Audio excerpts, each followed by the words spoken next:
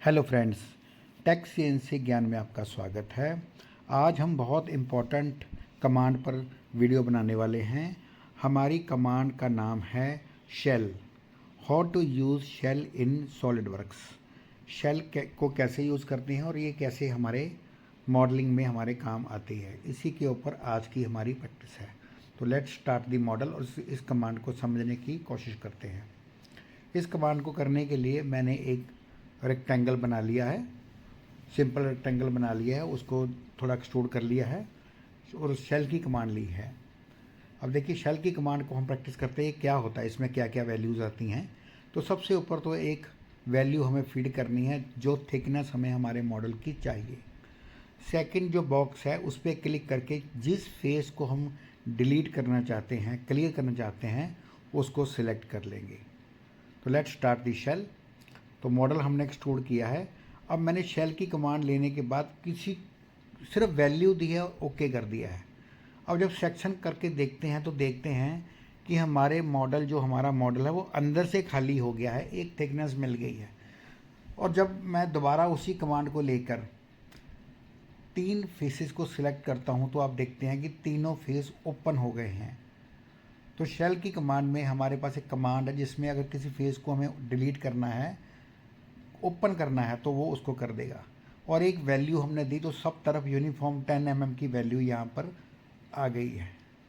तो शेल का मतलब है जो हमारे पास बॉडी होगी उसके अराउंड ये फेस पे ये बॉडी लगा देगा। जैसे अभी मैंने सेलेक्ट किया तो यहाँ इसने क्या किया है, ऊपर का फेस ओपन कर दिया है। इसको अब समझते हैं इस कमांड को फिर दोबारा। तो मान लीजिए कि मेरे पास एक जॉब है और मैंने एक कट एक्सट्रूड लगा दिया है। तो एक सर्कल की कमांड लगाकर मैंने उसको कट एक्सट्रूड किया। अब मान लीजिए मैं इस फेस ऊपर का फेस डिलीट करता हूँ। तो मैंने शेल की कमांड ली, ऊपर का फेस सेलेक्ट किया, जो होल मैंने लगा लिया इसने उसके अराउंड भी सरफेस बना दी है। जो भी एरिया के जो फेस मिलेगा उसके अराउंड ये सरफेस बना देगा। अब मुझे अगर नहीं चाहिए होता तो मैं पहले शेल की कमांड करता, उसके बाद मैं कट एक्सट्रूड करता, तो ये ऑप्शन नहीं आती। तो सीक्वेंस इसमें बहुत मैटर करती है। इस कमांड को यूज़ करने के लिए हमें ये समझना होगा कि कौन सा फीचर हमें पहले अप्लाई करना है और कौन सा फीचर बाद में अप्लाई करना है। यानी कोई भी कमांड लगाने के बाद शेल करना है या उसको पहले शेल करना है। तो फिर दोबारा एक चीज़ देखते हैं, फिर दोबारा शेल की कमांड लेते हैं। तो मैंने यहाँ शेल की कमांड ली है। अब शेल की कमांड में एक तो ऊपर आगे कमांड कि किसको ओपन करना है, जो नीचे है उसका क्या मतलब है उसको भी समझते हैं। तो एक वैल्यू जो हमने 10 mm दे रखी है यूनिफॉर्म थिकनेस है। उसके बाद हम चाहें तो यहाँ पर मल्टीपल थिकनेस भी दे सकते हैं। तो मैंने ऊपर का फेस को सिलेक्ट किया टू ओपन इट, और जो नीचे की कमांड को उसको सिलेक्ट करके एक वैल्यू दी है। कोई भी वैल्यू दे सकते हैं, 2 3 4 10 में 20। तो मैंने डिफरेंट सभी फेसेस पर मैंने डिफरेंट वैल्यू लगाता हूँ। तो सिलेक्ट दी फेस और चेंज दी वैल्यू। तो मैंने 4 फेस सिलेक्ट किए और चारों की डिफरेंट वैल्यू मैंने लगा दी है। और अब देखते हैं कि क्या होता है। अब सिलेक्ट देखते हैं, चारों फेस सिलेक्ट किए, 4 डिफरेंट वैल्यूज़ लगा दी हैं और ओके कर दिया है। अब देखिए चारों वॉल्स पे डिफरेंट वैल्यू है। अब देखिएगा तो किसी पे 2 mm है, किसी पे 5 है, किसी पे 10 है, किसी पे 20 है। तो जैसे जैसे मैंने वैल्यू सेलेक्ट करी तो डिफरेंट वैल्यूज़ आ गई हैं। इसका मतलब हम यहाँ पर वेरिएबल थिकनेस भी दे सकते हैं।